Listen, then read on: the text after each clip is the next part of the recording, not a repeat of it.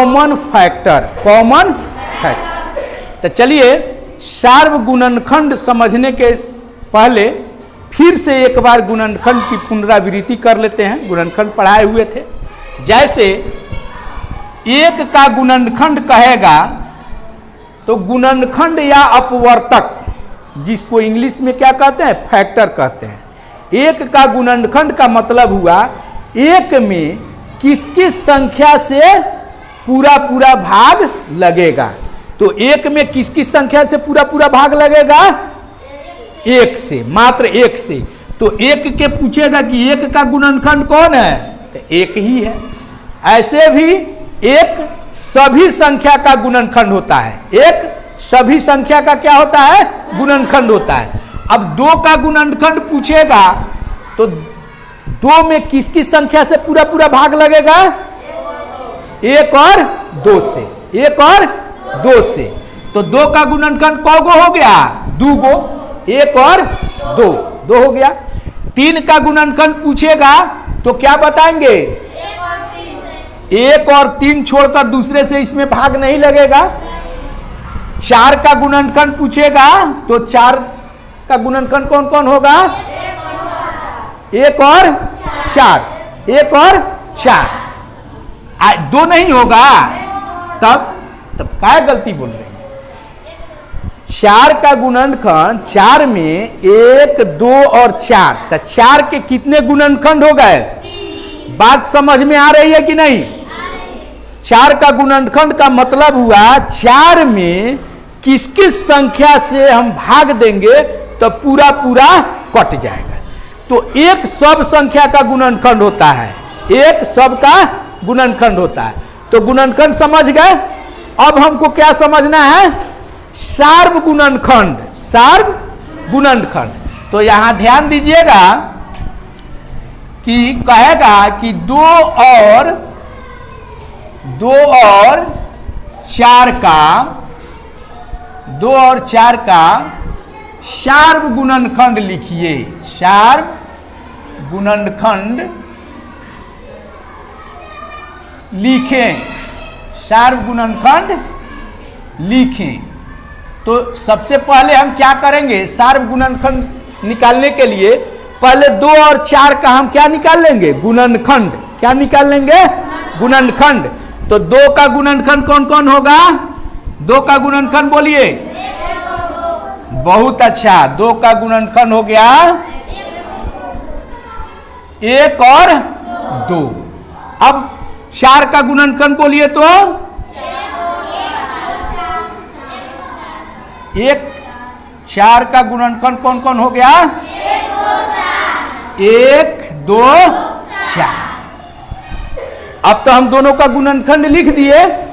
अब हमको पूछ रहा है हमसे कि दो और चार का सार्व गुणनखंड लिखिए, यानी कॉमन फैक्टर। तो कॉमन का मतलब होता है जैसे दो का गुणनखंड और चार का गुणनखंड है, तो दोनों में कौन कौन मिल रहा है, दोनों में कौन कौन मिल रहा है। तो यहां से जांचेंगे हम, इसमें एक है तो इसमें एक है, तो ये मिल रहा है, तो इसमें ये सार्व गुणनखंड हो गया। फिर इसमें देखेंगे दो है तो इसमें दो है, तो ये हो गया। तो अब देखिए इसमें दो है तो इसमें भी दो है। अब इसमें केवल चार है, इसमें तो चार नहीं है। तो सार्व गुणनखंड में अब दो और चार का सार्व गुणनखंड लिखना होगा, तो लिखेंगे दो और चार का सार्व गुणनखंड। सार्व, तो सार्व गुणनखंड का मतलब जो दोनों में हो। अगर ये तीन गो अंक का रहता तो जो तीनों में हो। अगर पांच गो का पूछेगा तो पांचों का गुणनखंड निकाल देंगे और देखेंगे कि पांचों में कौन कौन मिल रहा है, वही सार्व गुणनखंड हो जाएगा। तो दो और चार का सार्व गुणनखंड, इसके गुणनखंड और इसमें कौन कौन मिल रहा है, नहीं, जो दोनों में हो। उभयनिष्ठ भी बोलते हैं हिंदी में इसको। तो दोनों में कौन कौन है, एक, दो। तो जवाब क्या हो गया, एक और दो। ये समझ में आया कि नहीं। अब तो आप सार्व गुणनखंड कहेगा तो लिख दीजिएगा। तो फिर दूसरा उदाहरण देते हैं। अब है प्रश्न है कि 8 और 12 का 8 और 12 का शार्प गुणनखंड लिखो, यानी कॉमन फैक्टर लिखो। तो चलिए हम इसका हल निकालते हैं। तो सबसे पहले हम क्या करेंगे, 8 का क्या लिख देंगे, गुणनखंड, 8 का गुणनखंड। तो 8 का गुणनखंड क्या क्या होगा, 8 का गुणनखंड होगा 1, 2, 4 और 8। 8 का गुणनखंड हो गया। अब फिर हम क्या करेंगे, 12 का गुणनखंड लिख देंगे। तो लिख दीजिए यहां 12 का गुणनखंड, 12 का गुणनखंड, 12 का गुणनखंड। तो 12 का गुणनखंड कौन कौन होगा, 12, हाँ, 1, 2, 3, 4, 6 और 12। 12 के गुणनखंड का मतलब है 12 में किस किस संख्या से पूरा पूरा भाग लगेगा।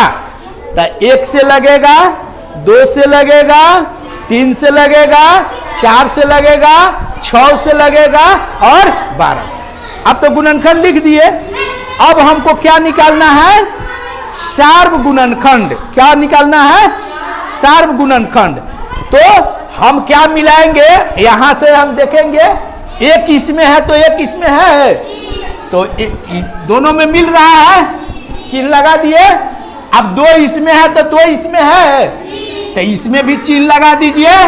अब 3 तो इसमें नहीं है तो छोड़ देंगे। 4 इसमें है तो 4 इसमें है, तो इसमें चिन्ह लगा देंगे। अब 4 के बाद 5 भी इसमें नहीं है, 6 भी इसमें नहीं है, 7 नहीं है, 8 है, तो 8 इसमें है। अब कोई मिल रहा है, अरे लड़की, अब कोई मिल रहा है नहीं। तो अब लिखेंगे हम 8